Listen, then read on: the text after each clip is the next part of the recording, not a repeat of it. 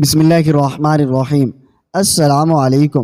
دشمن گھات میں بیٹھا تھا، اس نے بھی اپنے کچھ آدمی مسلمانوں کی پیش قدمی کی خبر دینے کے لیے آگے بھیج رکھے تھے، لیکن وہ دیکھ نہیں سکے تھے کہ مسلمانوں کی فوج اپنی ترتیب بدل چکی ہے۔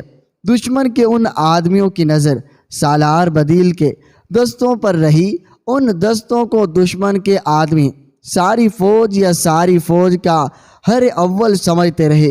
سالار بدیل نے اپنی رفتار سست کر لی تھی۔ وہ اپنے دونوں بازوؤں کو گجات کے علاقے میں پہنچ جانے کا موقع دے رہا تھا۔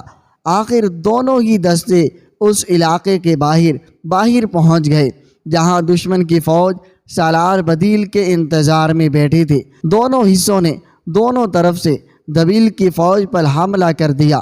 ان دونوں حصوں کی صورت ایسی تھی جیسے سالار بدیل دشمن کو اپنے دونوں بازوؤں میں دبوچ لیا ہو۔ گھات میں بیٹھا ہوا دشمن خود گھات میں آ گیا۔ ہندو اس صورتحال کے لیے تیار نہیں تھے کہ ان میں گھل پلی مچ گئی۔ زیادہ تر نقصان دبیل کی فوج کا ہو رہا تھا۔ اگر سورج غروب نہ ہو جاتا تو دشمن کی آدھی فوج وہیں رہتی۔ جو شام گہری ہوتی گئی دشمن کے سپاہی لڑائی سے غائب ہوتے گئے۔ آخر تاریخی نے لڑائی ختم کر دی۔ سالار بدیل کی فوج کی یہ حالت ہو گئی تھی کہ اسی وقت دبیل کی طرف پیش قدمی کے قابل نہ رہی۔ سپاہی مکران سے آ رہے تھے اور اسی حالت میں انہیں لڑنا پڑ رہا تھا۔ وہ تھک کر چور ہو چکے تھے۔ وہیں پڑاؤ کیا گیا۔ صبح سالار بدیل بن تحفہ فوج کو دبیل کے طرف کوچ کا حکم دیا۔ دشمن کے سپاہیوں کی لاشیں جنگ کے میدان میں بکھری ہوئی تھیں۔ انہیں اٹھانے کوئی نہیں آیا تھا۔ ان لاشوں کو رات بھر لومڑیاں، بھیڑیے وغیرہ کھاتے رہے اور صبح گدھوں کے گول اتر رہے تھے۔ مسلمانوں کی فوج زیادہ دور نہیں گئی تھی کہ ایک طرف سے زمین سے گرد کے بادل اڑتے نظر آنے لگے۔ سالاروں اور سپاہیوں کے لیے یہ گرد کوئی عجیب چیز نہیں تھی۔ یہ فوج آ رہی تھی اور یہ فوج سندھ کی ہو سکتی تھی۔ سالار بدیل نے اپنی فوج کو لڑائی کی ترغیب میں کر لیا۔ گرد آگے ہی آگے بڑھتی آ رہی تھی۔ جب زیادہ قریب آئی تو اونٹ اور گھوڑے نظر آنے لگے۔ یہ راجہ دہر کی فوج تھی جو اس نے دبیل کی فوج کی مدد کے لیے بھیجی تھی۔ مورخوں کے مطابق اس فوج کی تعداد 4000 تھی۔ یہ گھوڑے سوار اور شتر سوار دستے تھے۔ آگے 4 ہاتھی تھے۔ ایک ہاتھی پر راجہ دہر کا بیٹا جسیا سوار تھا۔ اس فوج کی کمان جسیا کے ہاتھ میں تھی۔ یہ فوج اروڑ سے اسی وقت چل پڑی تھی جب دبیل سے اروڑ اطلاع پہنچی تھی کہ عرب کی فوج دبیل کی طرف آ رہی ہے۔ راجہ دہر نے اپنے بیٹے کو فوج دے کر روانہ کر دیا تھا۔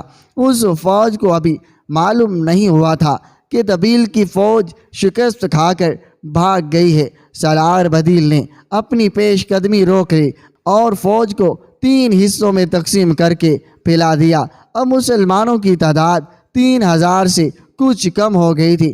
پہلے روز کی لڑائی میں کئی سپاہی شہید اور زخمی ہوئے تھے۔ دشمن کو یہ برتری حاصل تھی کہ تمام تر فوج گھوڑوں اور اونٹوں پر سوار تھی اور اس کے پاس ہاتھی بھی تھے۔ یہ صرف 4000 ہی تھے لیکن بہت نقصان کر سکتے تھے۔ سالار بدیل نے دشمن کو حملے میں پہل کرنے کا موقع دیا اور اپنے پہلوؤں کے دستوں کو اور زیادہ پھیلا دیا۔ ہندو سواروں نے بڑا ہی زوردار حملہ کیا۔ مسلمانوں نے پہلوؤں میں جا کر حملہ کرنے کی کوشش کی، لیکن دہر کا بیٹا جسیا چاک چوبند دستی اور مہارت سے اپنے دستوں کو لڑا رہا تھا۔ سالار بدیل نے اپنے دستوں کو بڑی خوبی اور جان بازی سے لڑایا۔ یہ ایک خون ریز معرکہ تھا۔ ہاتھیوں کے ہودوں سے تیروں کی بوچھاڑیں گر رہی تھی۔ جسیا ایک ہاتھی پر سوار تھا۔ دن کے پچھلے بھر لڑائی میں مزید شدت پیدا ہو گئی۔ سالار بدیل اس ارادے سے آگے بڑھا کہ جسیا کے ہاتھوں تک پہنچ کر اسے گرا دے۔ سالار بدیل اپنے محافظوں کے ساتھ جسیا کے ہاتھ تک پہنچ گیا۔ سالار بدیل ہاتھی کی سونڈ کاٹنے کے لیے آگے ہوتا تھا تو ہاتھی کے ہودے سے پرچی آتی تھی۔ ایک بار یوں ہوا، سالار بدیل ہاتھی کے سامنے چلا گیا۔ پیچھے سے کسی مسلمان کی برچی ہاتھی کو لگی۔ ہاتھی بڑی زور سے چنگاڑا۔ سالار بدیل جو گھوڑے پر سوار تھا ہاتھی کے قریب چلا گیا تھا۔ ہاتھی کی چنگاڑ پر سالار بدیل کا گھوڑا بھٹک گیا تھا۔ بدکا بھی ایسا کہ سالار بدیل گھوڑے سے گر پڑا۔ اس سے اچھا موقع اور کون سا ہو سکتا تھا، اور سپاہیوں نے اسے گھیر لیا اور اسے اٹھنے کی بھی مہلت نہ دی۔ اسے پکڑ لیا گیا، اسے جنگی قیدی رکھا جائے گا، چھوڑ دو اسے۔ راجہ دہر کے بیٹے جسیہ نے کہا، اسے زندہ رہنے کا حق نہ دو۔ سالار بدیل کو چھوڑ دیا گیا۔ وہ ابھی سنبھل ہی رہا تھا کہ ہاتھی کے ہودے سے جسیہ کی برچی آئی، جو سالار بدیل کے گردن سے ذرا نیچے سینے پر اتر گئی۔ بدیل گرا اور شہید ہو گیا۔ یہ مارکا شام تک لڑا گیا، مگر مسلمان مرکزی کمان ختم ہو جانے کی وجہ سے اکڑ چکے تھے۔ وہ کچھ دیر انفرادی طور پر لڑتے رہے اور اس کا نتیجہ وہی نکلا جو کمان کے بغیر لڑنے کا نکلا کرتا ہے۔ مسلمان کٹنے اور بھاگنے لگے۔ اندھیرا گہرا ہونے تک جو نکل سکے نکل گئے۔ اندھیرے کی وجہ سے جسیہ نے ان کا تعقب نہ کیا، ورنہ سب مارے جاتے یا پکڑے جاتے اور ان کی باقی زندگی ہندوؤں کی غلامی میں گزرتی۔ حجاج بن یوسف کو جب اطلاع ملی تو صدمے سے اس کا سر جھک گیا، جیسے برچی اس کے سالار بدیل بن تحفہ کے سینے میں اتری تھی، وہ حجاج کے سینے سے بھی پار ہو گئی تھی۔ اس نے سر اٹھایا تو اس کا چہرہ گہرا سرخ ہو چکا تھا، آنکھوں میں قہر اتر آیا تھا۔ بدیل بن تحفہ ایسا بزدل تو نہ تھا۔ حجاج نے غصے سے کہا، دشمن کی ایک فوج کو شکست دے کر دوسری سے ہار کیوں گیا؟